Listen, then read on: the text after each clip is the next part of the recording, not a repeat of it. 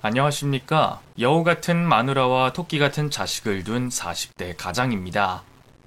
저는 5년 전에 있었던 경악할 만한 사연을 가지고 있답니다. 그동안 제 과거를 감추고 살아왔는데 오늘은 허심탄회하게 고백하고 충고와 격려를 받았으면 하는 마음으로 글을 적어보겠습니다. 저는 대학에 졸업하고 스펙을 쌓아 대기업에 힘들게 취직했어요. 처음 회사에 들어갔을 때를 생각하면 세상을 다 가진 기분이었죠. 하지만 회사에서 시키는 일이 워낙 많아서 시작부터 힘이 들더군요. 야근은 자율적으로 하는 것인데 신입들은 눈치를 보고 당연하듯이 늦게까지 주어진 일을 마치고 집에 들어가야 했답니다. 그래서 전 회사에 들어간 해에는 회사와 집 말고는 아무것도 하지 않고 지냈어요. 사람들은 대기업에 들어가서 좋겠다, 부럽다는 말을 많이 하는데 일은 생각보다 힘들고 많아서 스트레스가 많았답니다. 그런 직장 생활에 찌들게 됐더니 여자친구는 고사하고 취미 생활도 거의 하지 못했어요. 다행히 통장에 돈이 쌓여가고 있어 그걸로 만족하고 지냈습니다. 그렇게 세월이 흘러 제 직급은 과장이 됐고 조금 여유가 있어 애인도 사귀어보고 월차를 몰아써서 여행도 다녔어요. 돈도 많이 모았고 앞날도 창창하니 이 정도면 결혼 준비가 다 된 것 같아 좋은 여자만 만나 결혼만 하면 더할 나위 없을 인생일 것 같았습니다. 제가 능력이 있으니 가정을 잘 돌보는 야무지고 지혜로운 여자면 충분하다고 생각했죠. 제 이상형을 알고 있는 회사 선배가 형수님의 지인을 소개해줬습니다. 그래서 소개팅 자리에 나가봤더니 청순 가련한 여자분이 오셨어요. 어떤 남자라도 첫눈에 반할 만큼 아름다웠죠. 저는 넋을 놓고 그녀를 뚫어져라 바라봤고 무슨 대화를 나누고 있는지 모를 정도로 정신을 놓고 있었죠. 누가 봐도 아름다운 여자에게 한눈에 반한 걸 알 수 있는 그림이었어요. 여러 대화를 하다 보니 그 여자가 자기 꿈을 말하더라고요. 남편 내조를 하며 아이를 힘 닿는 데까지 낳아서 훌륭하게 키우는 현모양처가 되고 싶다 말했죠. 그 말에 더더욱 호감으로 보였고 이 여자를 절대 놓치면 안 되겠다는 확신이 들었습니다. 그래서 바로 사귀자고 고백했어요. 결혼을 전제로 저를 만나달라고 진심으로 말했답니다. 긴장하고 떠는 제 모습이 그녀 눈엔 귀엽게 보였는지 한참 동안 웃기만 하다가 생각을 좀 해봐야겠다고 하더군요. 확실한 대답을 듣지 못했지만 분명 운명의 상대라고 확신해서 그녀에게 연락해 10번 넘게 고백을 했습니다. 그래서 몇 번의 데이트를 하고 난 뒤 결혼을 전제로 연애를 시작하게 됐는데 여자친구는 제가 생각했던 것보다 훨씬 더 예쁜 사람이었어요. 외모도 훌륭하지만 마음이 어찌나 비단결 같던지 사랑에 빠지지 않을 수가 없었답니다. 저는 빨리 그녀와 결혼하고 싶었는데 아직은 때가 아니라고 해서 2년 가까이 연인으로 지냈어요. 그리고 곧 저의 청혼을 받아줘 제 나이 37에 장가를 가게 됐답니다. 저는 다니던 대기업에 계속 충실했고 아내는 전업주부로 살림과 내조를 맡았어요. 꿈이 현모양처인 사람이라 그런지 집안일을 진짜 잘해줬죠. 또 음식도 어찌나 맛있게 잘 만들던지 제 뱃살이 날이 갈수록 늘어났답니다. 저는 찰떡궁합의 천생연분이라 생각했는데 결혼 초부터 문제가 하나 생겼어요. 사연을 솔직하게 쓰기로 마음먹었으니 숨김없이 털어놔 볼게요. 오랜 시간 회사에서 일을 하며 받은 스트레스가 심한 탓인지 남자로서 자신감이 조금 떨어졌어요. 그러니까 잠자리를 제대로 하지 못했답니다. 아내가 아이를 힘 닿는 데까지 낳고 싶다 했는데 제가 밤일을 잘 못하니 그 꿈과 점점 멀어지고 있었죠. 전 이게 심각한 병인 것 같아 비뇨기과를 찾아가 상담과 검사를 받아봤어요. 의사 선생님은 사회생활하는 남자들에게 흔히 볼 수 있는 사례라며 큰 걱정을 할 필요는 없다고 말씀하셨어요. 그리고 약을 복용하기 시작하면 끊기 어려우니 운동과 명상 같은 거로 이겨내라고 하셨답니다. 그래서 전 약으로 남성성을 찾지 않고 운동을 시작했어요. 회사 내에 있는 헬스클럽에 점심시간마다 가서 30분 동안 땀을 흘려 운동을 했고, 주말에는 가까운 산에 올라 하체를 단련했습니다. 그러다 보니 점점 제 신체에 변화가 생기기 시작했고, 더불어 잠자리에서도 전혀 다른 모습으로 변할 수 있었습니다. 아내도 운동으로 달라진 저에게 대단하다며 멋진 밤을 보내게 해줘 고맙다고 하더군요. 그렇게 용기를 얻고 건강한 남자가 되나 싶었는데 회사 일이 제 발목을 붙잡고 말았답니다. 과장까지는 한 번에 올라갔지만 그 이상으로 올라가려면 실적과 능력을 인정받아야 하는데 저희 팀의 실적이 거의 꼴찌였어요. 후배들이 열심히 일해주긴 했지만 제가 부족한 탓에 이렇게 된 것 같았죠. 그래서 제 밥그릇과 팀원의 밥그릇을 빼앗기지 않으려면 2배, 3배 이상으로 일해서 실적을 쌓아야 해 점심시간에 한가하게 운동할 새가 없었습니다. 아침에 1시간 일찍 출근해서 많은 업무를 해나갔고 야근해야 하는 건 기본에다 주말에도 시간을 내서 일하는데 몸과 정신을 쏟아냈어요. 차츰 저의 실적은 좋아지고 있었는데 아내에게는 소홀해졌죠. 결혼과 동시에 아이를 가지고 싶어 한 사람인데 제가 맨날 늦게 들어가고 기운 없이 잠만 자대니 얼마나 속이 상했겠어요. 그때 제 몸은 남자의 기능을 거의 다 잃었는지 아내와의 잠자리를 거의 하지 못했답니다. 제가 회사에서 매출도 팍팍 뛰고 당당해지면 바쁜 생활을 줄이고 아내에게 충실하겠다고 하며 조금만 기다려달라 했죠. 그런데 일주일 뒤에 엄청난 반전이 찾아왔습니다. 일을 끝내고 밤 11시쯤에 집에 들어갔는데 아내가 저를 향해 달려와 안기며 믿을 수 없는 소식을 전했답니다. 여보, 나 임신이래. 벌써 3주차라고 했어. 뭐? 임신을 했다고? 3주? 여보, 우리 같이 잠자리를 한 게 더 오래되지 않았었나? 그러자 아내가 저를 밀어내며 인상을 찌푸렸습니다. 당신 지금 무슨 말 하는 거야? 그럼 내가 다른 놈 자식이라도 가졌다는 거야? 아니, 그게 아니라 요즘 내가 일에 시달려서 당신을 거의 안아주지 못했잖아. 당신이 깊이 잠들어도 할 건 다 했거든.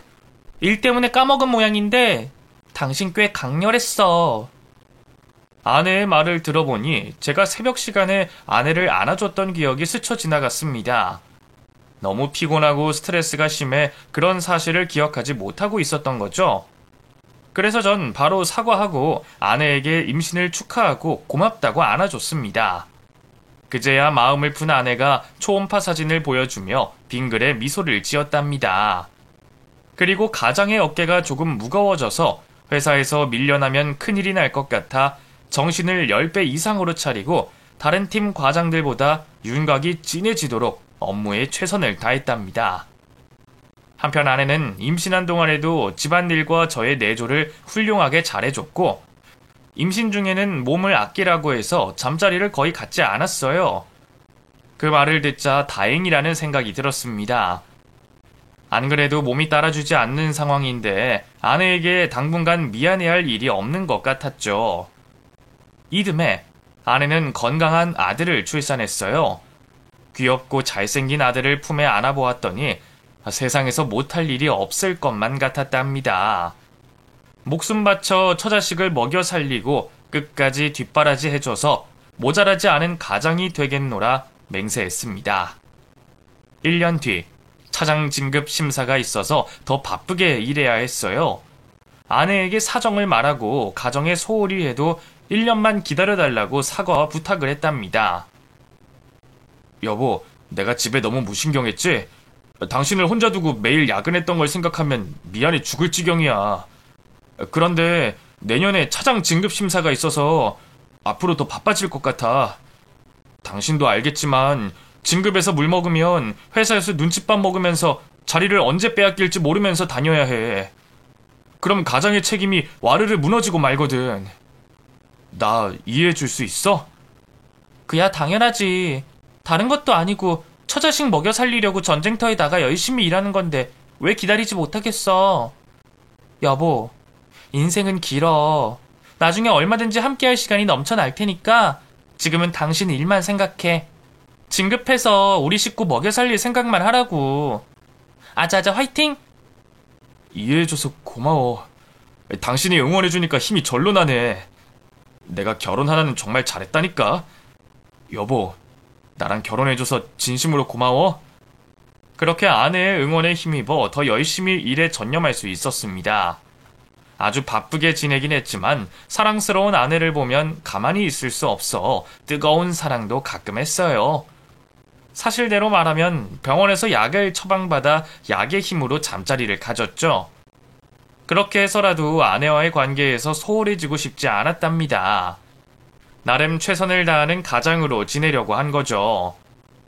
1년의 시간이 지나 차장 진급심사 날이 다가왔는데 회사 게시판에 붙은 진급자 명단을 보고 쾌재를 불렀답니다. 제 직책이 차장으로 바뀌어 있어 날아갈 듯 행복했답니다. 그동안 잠자는 시간 줄이고 밥 먹을 시간에도 일한 보람이 이렇게 찾아온 거죠. 저는 들뜨고 기쁜 마음으로 꽃다발을 사들고 집으로 돌아갔습니다. 여보, 나 진급했어. 이제 차장이라고. 어머, 그게 정말이야? 축하해, 여보. 이거 나 주려고 사온 꽃다발이야? 진짜 감동이다. 이게 다 당신이 내조를 잘해준 덕분이지. 당신이 옆에 없었더라면 이렇게 빨리 진급하지 못했을 거야. 그렇게 생각해준다니 감개가 무량하네요. 그런데 여보, 나도 기쁜 소식 있어. 나 둘째 가졌어. 뭐? 아기를 가졌다고? 이야, 오늘 겹경사가 터진 날이네. 여보 고마워. 그리고 축하해. 가끔 약의 힘으로 아내와 불타는 밤을 보냈기 때문에 임신까지 했답니다. 저는 남자로서의 기능이 부족하다고 생각해왔는데 아내가 아이를 둘이나 갖는 걸 보니 제가 대단한 남자라는 착각이 들면서 어깨에 힘이 들어가더군요. 이제 진급도 하고 하는 일도 줄어들어서 가족들과 시간을 많이 보낼 수 있었습니다. 육아를 혼자 하고 있던 아내에게 도움이 되려고 저녁부터는 아들, 딸을 제가 돌봤답니다. 그동안엔 미숙했던 아빠였지만 이제부터는 보통 아빠들 이상으로 잘해주려고 최선을 다했어요. 또 주말에는 집에만 있는 게 갑갑했을 아내에게 자유를 줬죠. 제가 모든 육아를 책임지겠다고 큰 소리를 내며 실컷 놀다가 들어오게 말이죠. 아내는 이런 호강을 누려보는 게 얼마만이냐며 소녀처럼 기뻐하며 친구들을 만나 실컷 놀다가 들어왔어요. 자주 아내에게 자유를 주기도 했고 가족들 모두 데리고 여행을 다녀오기도 하며 애처가로 점점 가까워지고 있었습니다. 그런데 여전히 남자로서의 역할에 조금 문제가 있어 비뇨기과에 가서 정기적으로 약을 처방받았어요. 의사 선생님은 나이가 40을 넘은 데다 운동 부족과 스트레스가 심하니 그런 거라고 말씀하셨고 저 같은 현대인들이 많으니 크게 걱정할 것까진 없다고 하시더군요. 그래서 약의 힘을 빌려 아내와 가끔 뜨거운 밤을 보냈습니다. 저는 아주 만족하고 행복했는데 아내는 어떨지 몰라서 진지하게 물어봤답니다. 여보, 괜찮았어? 표정 보니까 크게 만족한 것 같진 않은데. 아니야, 아주 좋았어. 당신 최고였다고. 지금 너무 황홀해서 넋을 잃어서 그런 거야. 당신 정말이야? 괜히 나 자존심 세워주려고 하는 말 아니고? 나 거짓말 못하는 성격인 거 몰라? 당신하고 잠자리가 마음에 들지 않았으면 결혼 자체를 하지 않았을 거라고. 당신은 예나 지금이나 화끈하고 터프한 멋진 남자야. 오늘 밤 진짜 좋았어. 그렇다면 다행이네. 여보, 얼른 자자. 내가 800 해줄게. 다행히 아내가 잠자리에서 만족한다는 말을 해줘서 힘이 났습니다. 그래서 제가 걱정할 일은 하나도 없었죠. 그런데 얼마 뒤에 아내가 저에게 좋은 일이 생겼다며 제 손에 사진 한 장을 쥐어줬어요. 뭔가 하고 내려다봤더니 애기 초음파 사진이었답니다. 너무 놀란 저는 할 말을 잃고 아내를 뚫어져라 봤어요. 여보, 또 임신을 했어? 뭐야 그 표정은? 이제 아이가 싫어진 거야? 둘이나 있으니까 됐다 이거냐고. 아니야, 무슨 말을 그렇게 해. 그게 아니라 당신 나이가 40이 넘었는데 아이를 낳는 게 괜찮을까? 아니, 아무리 다들 늦게 애를 낳는다고 하지만 40 넘어서 애를 낳으면 크게 고생한다고 그랬어. 난 아무런 문제 없거든. 아직 팔팔하단 말이야. 당신 내 꿈이 뭔지 까먹은 건 아니지?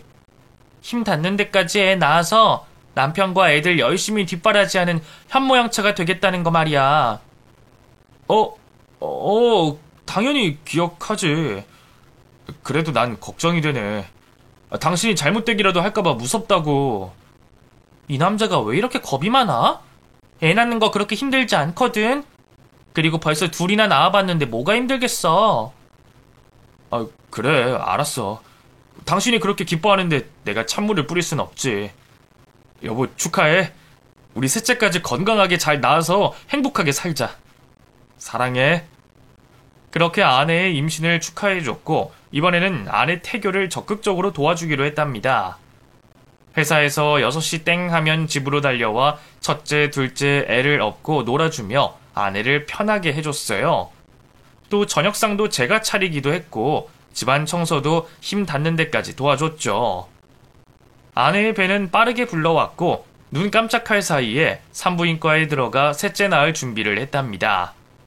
이번에는 저도 회사에 일주일 휴가를 내고 아내 옆에 붙어 있었습니다. 셋째가 태어나는 순간에는 저도 분만실에 들어가 아내에게 힘을 보태주고 탯줄도 제가 자를 생각이었어요. 이윽고 아내와 분만실에 들어가 유도 분만을 시작했는데 셋째 딸은 아내를 하나도 힘들게 하지 않고 순풍하고 태어났답니다. 그리하여 저희 가족은 5 식구가 됐고 가장인 제 어깨는 조금 더 무거워졌습니다.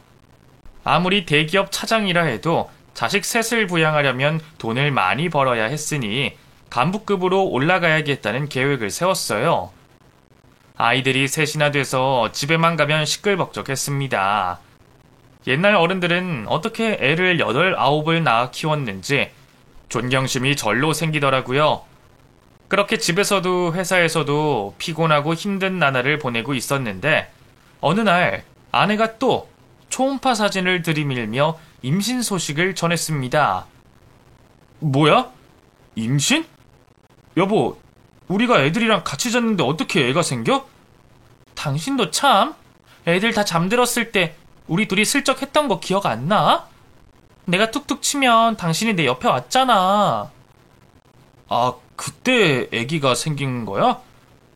이야, 당신이나 나나 진짜 건강한가 보다. 일부러 시도한 것도 아닌데 애기가 절로 생기네? 스쳐도 한 방인가 봐. 그야 우리가 천생연분이니까 그렇지. 여하튼 넷째까지 낳으면 우리 이사 가야 할 것 같아. 애들이 워낙 시끄러우니까 이웃들이 자주 뭐라고 해서 주택으로 옮겨야 할까 봐. 주택? 하긴 우리 애들이 좀 시끄럽긴 하지. 당신이 내 통장 관리하고 있으니까 얼마나 필요한지 알아봐 줄래? 내가 회사에서 받을 수 있는 대출이랑 은행 대출 알아볼게. 정말? 그럼 우리 이사 가는 거야? 그래. 당신이 그동안 고생한 게 얼만데 그 정도도 못하겠어? 내가 회사에 뼈를 묻을 테니까 돈 걱정은 하지 마. 우와, 당신 최고. 이제 우리 주택으로 간다. 야호. 그렇게 좋아? 에이구. 아주 좋은 데로 알아봐. 애들하고 같이 텃밭도 가꿀 수 있는 넓은 마당이 있는 곳으로 말이야. 그래서 저희 식구는 얼마 뒤에 넓은 마당도 있고 방이 여러 개 있는 주택으로 이사를 했답니다. 대출이 반이긴 하지만 제 능력으로 빨리 갚을 수 있는 수준이었어요. 아내는 아늑한 집을 가졌다며 한 달 동안은 거의 미소가 얼굴에서 떠나질 않았습니다. 아이들도 어리지만 집이 바뀌어서 좋았는지 전보다 더 밝아진 것 같았어요. 우는 날이 줄어들기까지 했네요. 이사한 집에서 태교를 건강하고 편안하게 한 아내는 넷째 아들을 순산했습니다. 이로써 저는 4남매의 아빠가 돼 어깨가 더 무거워졌답니다. 양가 부모님과 친척들은 아이들을 많이 낳고 행복하게 잘 사는 걸 보시고 엄청 기뻐하시고 좋아하셨어요. 뿐만 아니라 회사 동료들이나 친구들이 하나같이 재밌게 산다며 부럽다는 말을 귀에 딱지가 않도록 들었습니다. 그런 말을 들으면 힘들다가도 다시 기운이 나기도 했어요. 또 일하는 중간중간에 아이들 사진과 아내 사진을 보며 힘을 냈습니다. 그러던 어느 날 절친한 친구에게서 연락이 왔어요. 이혼을 했다며 소주 한 잔을 하자고 하더군요. 친구 내외는 성격이 둘 다 온순해서 싸울 일도 없는데 왜 이혼을 했을까 하는 의구심을 가지고 술집으로 들어갔습니다. 친구 녀석은 먼저 도착해서 소주 한 병을 비웠더군요. 저는 안타까운 한숨을 내쉬며 친구에게 물었습니다. 지열아, 왜 그렇게 된 거야? 이혼을 왜 한 거냐고? 친구야, 나도 이혼할 줄은 꿈에도 몰랐다. 내 인생이 이렇게 망가지게 될 줄 알았으면 결혼하지 말 걸 그랬나 봐. 도대체 뭐 때문에 헤어진 거야? 재수 씨 정도면 온순하고 착한 성격인데 뭐가 안 맞아서 이혼을 한 거야? 뭐가 안 맞았을까? 그래, 마누라녀는 나랑 잠자리가 맞지 않아서 바람을 피운 건가 보네. 방금 뭐라고 했어? 바람? 그 순진한 재수 씨가 바람을 피웠다고? 저는 너무 놀라서 친구에게 진짜로 그런 거냐고 2번을 더 물었습니다. 그러자 친구는 땅이 꺼지도록 센 한숨을 쉬며 대답했어요. 너도 못 믿는데 나는 오죽하겠니? 마누라년이 앞에서는 순진한 척했는데 전혀 아니었어.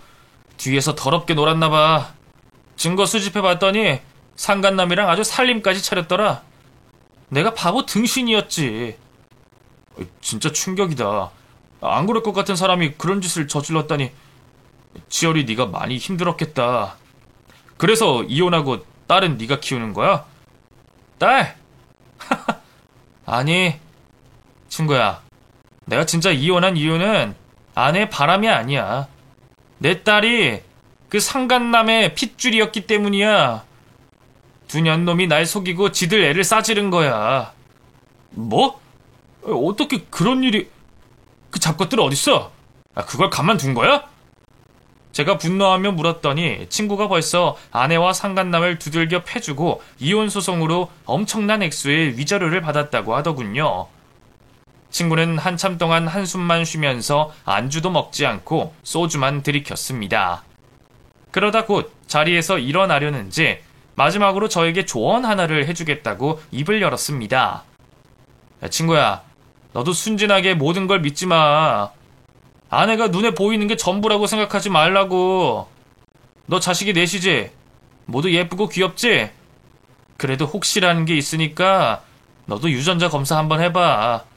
이건 네 아내를 의심해서 하는 말이 아니라 확실하게 짚고 넘어가는 게 좋을 거라고 하는 조언이니까 기분 나쁘게 듣지 마. 기분이 왜 나쁘겠냐. 알았어, 지어라. 생각해볼게. 그렇게 이혼한 친구와 대화를 모두 나누고 밖으로 나왔는데 집으로 걸어가는 길에 잡생각이 들었습니다. 첫째가 태어났을 때 주위에서 저와는 하나도 닮지 않았다는 말을 많이 들었는데 둘째와 셋째, 막내까지 하나같이 외탁을 했다는 말을 들었던 기억이 떠올랐습니다. 또 아이들끼리는 하나도 닮지 않은 것 같다는 이상한 생각이 들었죠. 병원에서 혈액형을 확인했을 땐 모두 저와 똑같은 O형이라 별 의심을 하지 않았는데 친구 녀석의 말을 듣고 과거를 떠올려 보니 확인을 하고 넘어가야 할 것 같더라고요. 그러지 않으면 이 찝찝한 기분을 계속 느낄 것 같았으니까요. 그래서 집으로 돌아가 자고 있는 아이들 머리카락을 2가닥씩 몰래 뽑아 투명한 봉투에 담았습니다. 다행히 아내가 깊이 잠들어 있어 제가 하는 행동을 들키지 않았죠. 이튿날 회사에 출근했다가 점심시간에 대학병원 안에 있는 유전자 검사센터를 찾아갔습니다. 아이들 머리카락과 제 머리카락을 제출하고 검사를 의뢰하고 나왔어요. 일주일 정도 시간이 걸린다는 말을 듣고 병원에서 빠져나왔습니다. 그리고 일주일 동안 모든 신경이 유전자 검사에 가 있어서 일이고 육아고 집중을 하지 못했죠. 아내는 제가 이상해 보였는지 회사에서 무슨 일이 있었냐고 물었고 저는 단순한 스트레스니 걱정 말라고 안심시켜줬죠. 초조하게 유전자 검사 결과를 기다리는데 시간은 더디게 흘러가더군요. 마침내 일주일의 시간이 지나자 집으로 우편물이 날아왔습니다. 아내가 병원에서 온 거라며 저에게 봉투를 내밀었답니다. 당신 어디 아파? 대학병원에서 왜 이런 걸 보낸 거야? 아니야. 그냥 검사 좀 받을 게 있어서. 줘봐. 아내는 무슨 검사인지 모르고 쉽게 봉투를 건네줬습니다. 저는 아내가 보는 앞에서 봉투를 찍고 안에 있던 유전자 검사지를 펼쳐들었답니다. 그리고 집안의 아이들이 모두 처가에 가 있는 걸 확인한 후 아내의 뺨을 세차게 날리고 말았습니다. 이게 어떻게 된 거야? 애들 넷 모두 내 친자식이 아니잖아. 이거 아주 환장할 일이네. 이 여편네야, 도대체 당신은 어떤 사람이야? 내가 아는 사람이 아니었던 거야? 제 손찌검에 주저앉는 아내는 손을 벌벌 떨면서 제가 바닥에 던진 검사지를 보며 눈물을 뚝뚝 흘렸습니다. 어떤 변명도 통하지 않는 증거가 눈앞에 있었으니 입을 쉽게 열지 못하더군요.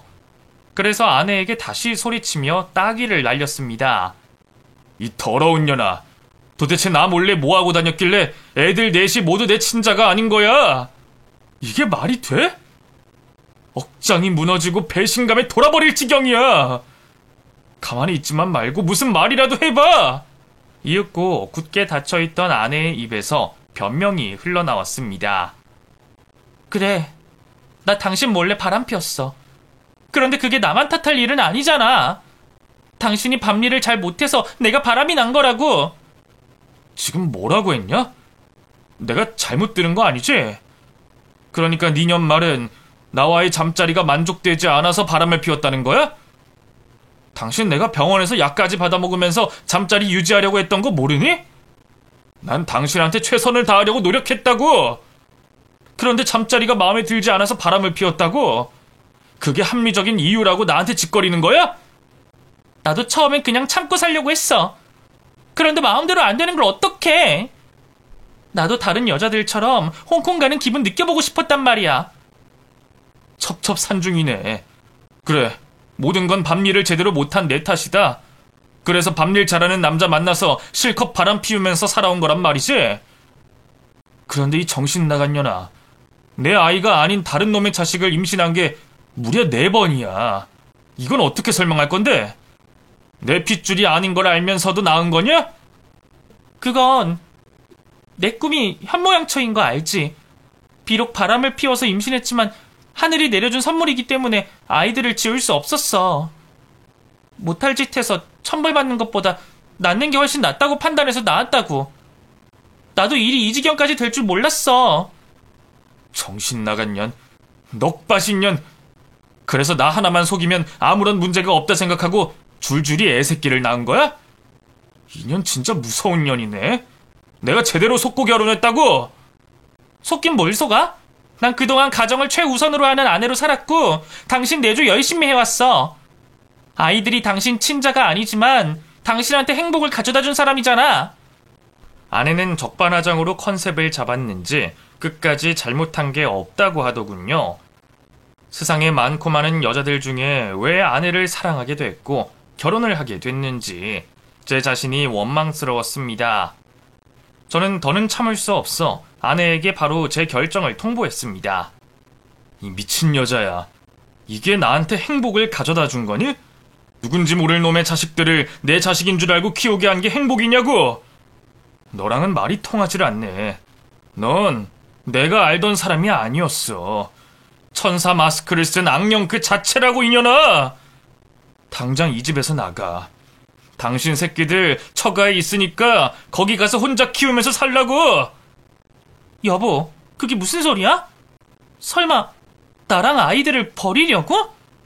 어떻게 가장 입에서 그런 말이 나와? 애들이 당신 자식은 아니지만 지금 아이들 때문에 당신이 행복하잖아. 그냥 가슴으로 낳은 자식들이라 여기고 키우면 되잖아. 나 이제 바람 피우지 않을 테니까 과거는 묻어두고 살자고. 이에 저는 정신 못 차린 아내의 뺨을 연신 날려버렸습니다. 또 머리채를 잡고 화가 가라앉을 때까지 이리저리 끌고 다니며 쌍욕을 해댔어요. 이 썩어 빠진 쓰레기년아. 바람 피운 것도 모자라서 나더러 참고 살라고? 뭐? 가슴으로 낳은 자식들이라고 생각하고 계속 같이 살자고? 이 분리수거도 안 되는 폐기물려나. 너 같은 건 매를 맞아야 돼. 거실에 진열되어 있던 첫째 아들이 만든 진흙 인형을 들고 아내 입에 쑤셔 넣었습니다. 그리고 뺨을 다시 갈겨댔죠. 잘못을 인정하든 말든 제 분노를 풀고 쫓아내기로 했죠. 이윽고 아내의 뺨이 시뻘겋게 부어오르길래 거기서 매질을 멈췄습니다. 그래서 방에 있던 캐리어를 던져주며 말했죠. 이제 핑계 같은 건 그만하고 짐 싸서 나가. 조용히 처가로 꺼진 다음에 내가 보낸 이혼 소장 받으면 법원으로 나와. 여보, 정말 이혼하자고? 이러지 마. 그냥 화가 풀릴 때까지 매일 때려줘. 몸으로 때워서 갚을 테니까 이혼은 하지 말자. 우리 애들을 나 혼자 어떻게 키우겠어? 제발 용서해줘. 이년아, 내가 미쳤다고 딴 놈 새끼들을 계속 키우겠냐? 애들 친아빠 찾아가서 받아달라고 해서 다시 살림 차리고 살면 될 거 아니야. 그게 애들 아빠가 모두 달라. 내 아이들 모두 씨다른 남매란 말이야. 당신 말고는 다른 남자와 가정을 꾸리는 건 불가능해. 아내는 이제야 사태의 심각성을 파악했는지 바로 무릎을 꿇고 두 손을 싹싹 빌기 시작했어요. 여보, 내가 잘못했어. 진심으로 미안해. 내가 등 따시고 배가 불러서 당신한테 못할 짓을 했어. 바람 피운 건 정당화한다는 게 말이 안 되는데 괜한 변명을 했어. 그냥 넘어가길 바래서 그런 것 같아. 여보, 내가 죽일 년 맞아. 다른 놈 자식을 넷이나 낳았으니 무슨 변명을 하겠어. 그런데 여보, 이대로 나랑 우리 아이들 버리지 마. 당신 없으면 애들 키울 방법이 없다고. 넌 그냥 애들한테 지원할 돈줄이 필요해서 나한테 사과하는 거야. 네가 일하지 않아도 돈 벌어다 줄 남자를 잡고 있는 거라고. 내가 아무것도 몰랐을 땐 돈을 갖다 바쳤지만 이젠 아니야. 더 이상 호구 노릇할 일은 절대 없으니까 당장 꺼져. 여보, 당신 호구 아니야. 이 집의 가장이자 내가 세상에서 제일 사랑하는 사람이라고. 제발 나 좀 용서해줘. 100번 1000번 빌 테니까 제발 나가라는 말은 하지 마, 응? 못 나가겠다 이거지? 그럼 내가 나갈게. 이혼 소장은 여기로 보내주면 되는 거야? 아니다. 그냥 여기랑 처가에 동시에 보내줄게. 알아서 받은 다음에 너도 변호사를 선임하든지 그냥 와서 재판 받든지 알아서 해라. 저는 아내 머리에 침을 퇴하고 뱉고 현관을 향해 걸어갔습니다. 그러자 아내가 제 발목을 잡고 놓아주질 않더군요. 여보, 가지마. 이대로 가면 안 돼. 제발 생각 바꿔줘. 가슴으로 낳은 자식들이라 여기고 계속 한 식구로 살아줘. 똑같은 말만 되풀이하며 저를 붙잡길래 다른 발로 아내 면상을 차버렸습니다. 그제야 뒤로 넘어가며 저를 놓치게 됐죠. 신발을 신고 현관문을 열고 다시 바닥에 내팽개쳐진 아내의 몰골을 봤더니 처량하고 한심하더군요. 그리고 역겹고 더러워 보였습니다. 어쩌다 이런 여자를 사랑하게 돼서 여기까지 왔을까 생각을 해봤는데 모든 건 저의 잘못이었습니다. 눈이 삐어도 단단히 삐었던 거죠. 그렇게 집에서 빠져나와 얼마 전 이혼한 친구 치어리에게 연락해 이혼 변호사를 소개해달라고 했습니다. 친구는 무슨 일이냐고 묻더니 설마 유전자 검사를 받아보고 그러는 거냐고 궁금해하더라고요. 저는 한숨으로 대답을 대신했고 친구는 알아듣고는 바로 변호사 전화번호를 일러줬습니다. 그래서 변호사 사무실로 바로 찾아가 저와 자식 넷의 유전자 검사지를 내밀었어요. 10마디 말보다 한 가지 증거를 들이미는 것이 훨씬 빠를 것 같았으니까요. 이를 본 변호사는 같은 남자로서 유감이고 안타깝다 전했고 바로 이혼소장을 접수하겠다고 하더군요. 이튿날 이혼소장을 받은 아내와 처부모님에게 연락이 수십 통이 왔는데 하나도 받지 않았습니다. 용서하고 그냥 살라는 말을 할 게 뻔했으니 모두 차단해버렸죠. 그랬더니 처부모님과 아내가 자식 넷을 데리고 저희 본가로 찾아왔답니다. 정말이지 얼굴에 철판을 두른 악마들이더라고요. 장모님? 장인어른? 그리고 당신 여긴 왜 찾아온 거야? 우리 부모님 속을 더 뒤집으려고 찾아온 거야? 애들까지 데리고 와서 뭐 하자는 거냐고? 여보, 우리 애들이 당신 보고 싶다고 울고불고 난리를 피우지 뭐야.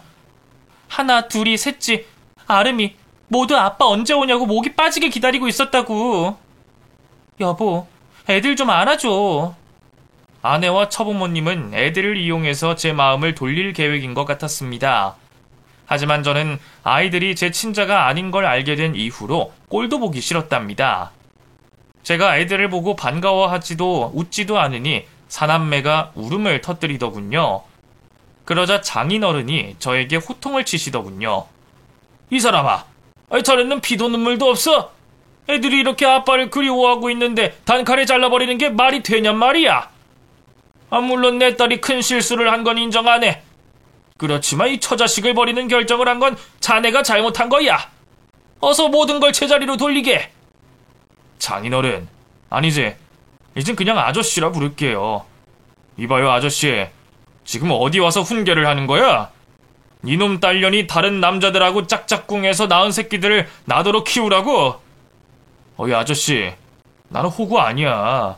모르면 모른 채로 당하고 살았겠지만 모든 진실을 알면서도 등신 같은 짓은 절대 안 한다고. 그러니까 당신이랑 당신 손주 새끼들 데리고 여기서 꺼져! 그렇게 막말을 했더니 장인어른이 저에게 손찌검을 하더군요. 정말 어이가 없고 기가 막혀서 말이 나오지 않았습니다. 사람이 진짜 어이가 없으면 나오는 그런 웃음을 한참 짓고 있었는데 방에 계시던 제 부모님이 나오셨어요. 아버지는 장인의 얼굴에 주먹을 날렸고 엄마는 장모님과 아내의 머리채를 잡고 풍차를 돌리셨습니다. 저는 그 상황을 가만히 보고만 있었죠. 그러다 싸움이 길어질 것 같아 경찰을 불렀답니다. 무단 침입으로 신고했더니 쏜살같이 달려왔더군요. 그래서 처식구들은 모두 제 본가에서 쫓겨났고 아이들도 똑같이 아내를 따라 돌아갔어요. 몇 주가 지나고 재판 날짜가 다가와서 법원으로 갔습니다. 초췌한 얼굴의 아내와 처부모님은 마지막으로 저에게 용서를 빌려고 시도했답니다. 여보, 지금이라도 그냥 돌아가자. 재판에 불출석하면 무효가 된다니까 여기서 그만 멈춰줘. 내가 살면서 당신한테 진 빚을 다 갚을 기회를 줘. 날 미워하고 증오해도 좋으니까 우리 애들 아빠로 남아주면 안 될까? 이서방, 그 아비로서 정말 면목이 없네. 내 딸이 몸을 함부로 굴린 건 내가 교육을 잘못시켰기 때문이야. 그러니 평생 날 비난해도 좋으니까 죄 없는 자네 아이들을 다시 걷어주게나. 처식구들은 아이 넷을 키울 능력이 없어 저에게 이토록 매달리고 있는 겁니다. 말로는 저에게 미안하다 죄송하다 하지만 앞으로 살아갈 날이 막막하니 지푸라기를 잡으려고 하는 거였죠. 저는 호구가 될 생각은 추호도 없었고 아내와 처부모 그리고 사남매까지 모두 꼴도 보기 싫었기 때문에 단칼에 거절하는 말을 꺼냈습니다. 이것들이 세트로 와서 지랄들이네. 야, 이 장인 새끼야. 내가 다른 여자 애를 데리고 와도 똑같이 네 딸한테 키우라고 말할 수 있어? 생판 모르는 인간 자식을 당신 손주로 받아들일 수 있겠냐고! 제가 역지사지로 예를 들어 말했더니 장인 장모의 입이 저절로 닫히더군요. 제 아내도 마찬가지였고요. 그래서 변호사와 법정으로 먼저 들어갔고 처식구들이 조용히 제 뒤를 따라 들어왔습니다. 재판은 물론 저의 손을 들어줬죠. 유전자가 다른 4명의 자식을 낳은 아내가 유책 배우자라는 건 너무나도 당연한 일이었죠. 그래서 막대한 위자료를 지급하고 이혼하라는 판결을 내렸습니다. 그런데 여기서 끝이 아니었습니다. 제 호적에 올라와 있는 자식들을 모두 파양하고 아내의 호적에 올리도록 했어요. 이 또한 저의 상황을 정확하게 파악한 판사님이 올바른 판결을 내려줬답니다. 이로써 저는 이혼남이자 무자식인 남자가 됐어요. 이혼한 전처는 애들 넷과 처가에 들어가 기생하며 살았는데 처부모님이 모든 짐을 떠맡고 개고생을 하고 있다고 합니다. 가정이 깨지자 전처는 제정신이 아니었는지 집에 거의 들어오지 않고 밖에서 술만 먹고 다닌다고 했죠. 그렇게 이혼한 지 1달 반이 지났을 무렵에 처가에서 연락이 왔습니다. 전처가 만취한 상태로 무단횡단을 하다가 교통사고로 세상을 떠났다고 하더군요.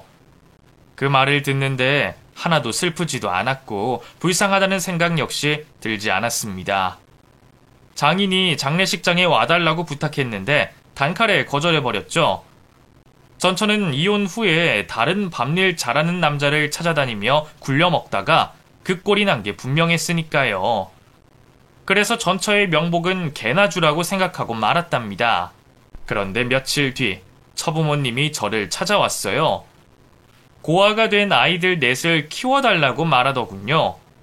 저는 기가 차서 말이 나오지도 않았습니다. 얼마나 낯짝이 두꺼우면 이런 말을 계속할 수 있는지 진짜 궁금했습니다. 이봐요 아저씨 아줌마, 나와 피 한 방울도 섞이지 않는 당신들 손주들을 내가 왜 키웁니까? 내가 머리에 총 맞았어요? 이보게, 아무리 그래도 키운 정이 있으니 자네가 책임져주면 안 되겠는가? 우린 이 아이들을 키울 능력도 돈도 없단 말일세. 그렇다고 애들을 고아원에 버릴 수는 없지 않은가? 그건 나랑 상관없어요. 당신들이 직접 키우든 고아원에 버리든 알아서 하라고요. 나한테 키워달라는 미친 소리는 집어치우고. 아니 자네 해도 해도 너무하는구만. 내 딸이 누구 때문에 죽었는데 이따위 태도로 나올 수 있는 건가? 뭐요? 그럼 당신 딸이 나 때문에 죽었다는 겁니까? 술 처먹고 밤일 잘하는 남자 찾아다니다가 그 꼴 당한 건데 왜 내 탓을 하는 거요? 그야 애초부터 자네가 제대로 밤일을 했으면 이런 일이 생기지 않았을 거 아닌가? 모든 바람의 원인은 배우자에게도 책임이 있는 건 모르나? 장인의 미친 발언에 흥분한 저는 바로 멱살을 잡아챘습니다. 그리고 한 번만 더 짓거리면 가만두지 않겠다고 경고했죠. 이에 더는 먹히지 않는 걸 알았는지 처부모는 발을 돌려 집으로 돌아갔습니다. 나중에 이야기를 들어보니 처부모는 신남매를 고아원에 넘기려고 했는데 거절당했다네요. 부양할 집도 있고 연금 받는 것도 나라에서 나오는 혜택이 있기 때문에 고아원에서 받아줄 의무가 없다고 했답니다. 그래서 늙은 처부모는 누구의 씨인지 모를 사남매를 개고생하며 키우고 있다네요. 한편 저는 대기업을 계속 다니고 있다가 6개월 만에 새로운 여자를 만났습니다. 같은 회사 동료였는데 제가 어떻게 이혼했는지 모두 다 알고 있는 친한 동료였어요. 그쪽도 이혼한 경험이 있는 데다 저와 대화가 잘 통해서 연애를 시작하게 됐죠. 이듬해 저희 둘은 재혼을 하게 됐고 슬아에 예쁜 딸을 낳게 됐답니다. 아내는 저에게 바로 유전자 검사를 하라고 했어요. 제가 어떻게 이혼한 줄 알고 있으니 괜히 가슴속에 걱정을 담아두지 말고 실행하라고 하더군요. 이에 저는 아내를 믿고 있었지만 유전자 검사를 해봤어요. 그리고 친딸이라는 걸 확인할 수 있었죠. 다시 가정을 꾸리고 행복하게 살아가고 있긴 하지만 솔직히 사남매가 자주 생각나요. 키운 정이라는 게 무섭긴 무섭더라고요. 그래도 절대 다시 만날 생각은 추호도 없습니다. 이렇게 외도를 저지른 결과가 얼마나 무서운지 아셨죠? 혹시 배우자 몰래 바람 피우는 사람이 듣고 있다면 양심 선언하시고 배우자를 놓아주시길 바랍니다. 그렇지 않으면 하늘이 천벌을 내려 지옥행으로 갈 것입니다. 이건 그냥 하는 소리가 아니라 진심입니다. 5년 전의 일을 허심탄회하게 털어놓아 보니 속이 다 시원하네요. 어디 가서 말하기 부끄러워서 참고만 있었는데 이번 기회로 완전히 과거를 잊을 수 있을 것 같아요. 그럼 많은 응원 부탁드리고 이만 물러가겠습니다. 감사합니다.